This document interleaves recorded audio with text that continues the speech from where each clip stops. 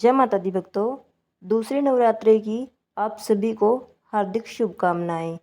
नवरात्रि के दूसरे दिन माता ब्रह्मचारिणी की पूजा की जाती है। माता ब्रह्मचारिणी तप और संयम की देवी है। आइए जानते हैं कि आखिर दुर्गा माँ ने कैसे लिया था ब्रह्मचारिणी का रूप। ब्रह्मचारिणी माता की कथा, व्रत विधि और नियम। माता पार्वती ने ब्रह्मचारिणी का रूप भगवान शिव को पति के रूप में पाने के लिए लिया था। इस रूप में उन्होंने कठोर तपस्या की और भगवान शिव को प्रसन्न किया।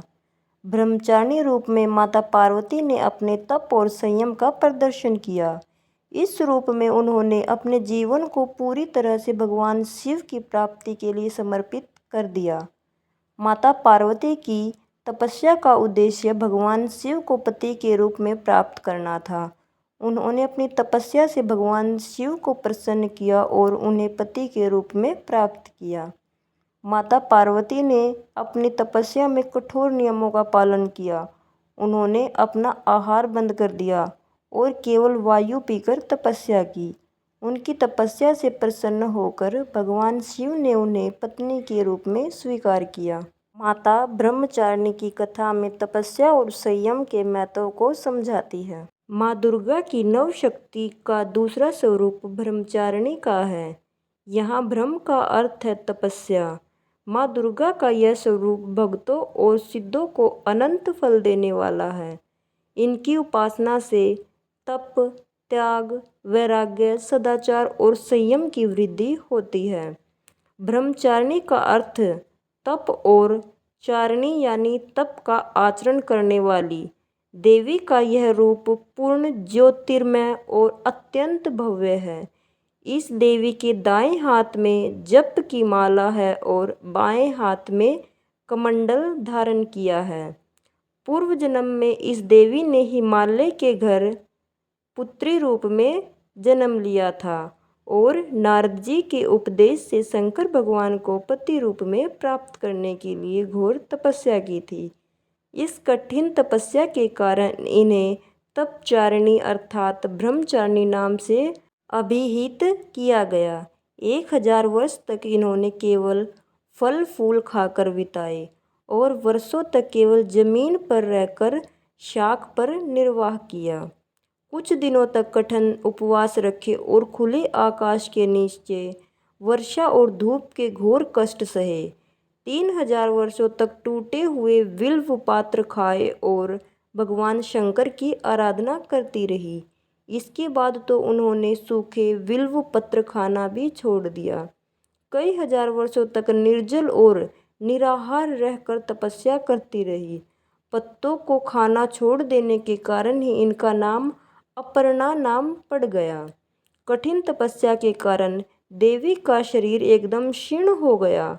देवता, ऋषि, सिद्धगण, मुनि सभी ने ब्रह्मचारिणी की तपस्या को अभूतपूर्व पुण्य कृत्य बताया, सराहना की और कहा, हे देवी, आज तक किसी ने इस तरह की कठोर तपस्या नहीं की। यही तुम्ही से ही संभव थी। तुम्हारी मनोकामना परिपूर्ण होगी और भगवान चंद्रमौली शिवजी तुम्हें पति रूप में प्राप्त होंगे। अब तपस्या छोड़कर घर लौट जाओ। जल्द ही तुम्हारे पिता तुम्हें बुलाने आ रहे हैं। इस देवी की कथा का सार यह है कि जीवन के कठिन संघर्षों में भी मन विचलित नहीं होना चाहिए। माँ ब्रह्मचारिणी देवी की कृपा से सर्वसिद्धि की प्राप्ति होती है। दुर्गा पूजा के दूसरे दिन देवी की इसी रूप की उपासना की जाती है। माता ब्रह्मचारिणी व्रत की विधि कुछ इस प्रकार है। सुबह स्नान करके माता की पूजा से पहले ही साफ सुथरे वस्त्र पहने। पूजा की तैयारी। माता की तस्वीर या मूर्ति को सजाएं। माता का आवाहन करें और उनका पूजन करें। फल फूल और अन्य पूजा सामग्री भी तैयार रखें। माता की आरती करें और मंत्रों का जाप करें। माता को भोग लगाए और प्रसाद बांटें। इस व्रत के नियम कुछ इस प्रकार हैं। व्रत के दौरान नियमितता बनाए रखें और माता की पूजा में ध्यान केंद्रित करें। व्रत के दौरान शुद्धता का ध्यान रखें और साफ सफाई का विशेष ध्यान दें। व्रत के दौरान संयम बनाए रखें और सात्विक आहार ग्रहण करें। व्रत के दौरान माता का ध्यान करें और उनकी कृपा पाने की कामना करें। इस व्रत में कुछ कार्य वर्जित भी बताए गए हैं, जो कि यह हैं। व्रत के दौरान सात्विक आहार ग्रहण करें, जैसे फल, सब्जियां और दूध से बने पदार्थ, और तामसिक भोजन से दूर रहें, जैसे प्याज, लहसुन और अन्य मांसाहारी चीज़ें। व्रत के दौरान मदिरा और अन्य अनैतिक चीज़ों का सेवन न करें। माता ब्रह्मचारिणी की पूजा से ज्ञान, तपस्या और आत्मसंयम की प्राप्ति होती है। नवरात्रि के दूसरे दिन माता ब्रह्मचारिणी की पूजा और व्रत से हम उनकी कृपा और आशीर्वाद प्राप्त कर सकते हैं। माता की कृपा से हमारे जीवन में सुख, समृद्धि और शांति बनी रहे। जय माता दी भक्तों।